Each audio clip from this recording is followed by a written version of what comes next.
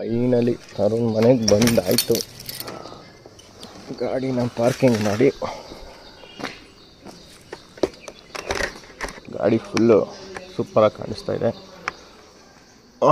ಅಲ್ಲ ಅವನು ನೋಡಿ ಬಟ್ಟೆ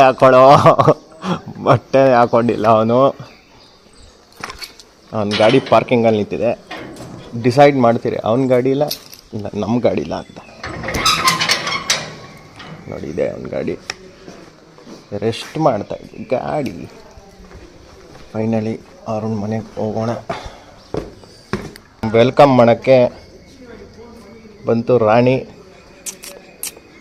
ಓಯ್ ಏನದು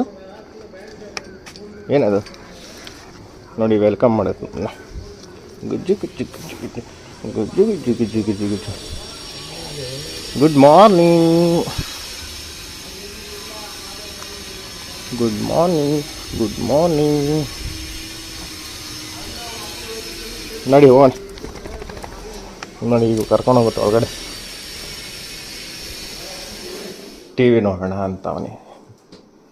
ಇವಾಗ ಬಿಡಬೇಕು ನಾವು. ಎದೋಳು ನೋಡಿ ಹಿಂಗೆ ಮಾಡ್ತಾರೆ ಕತೆ.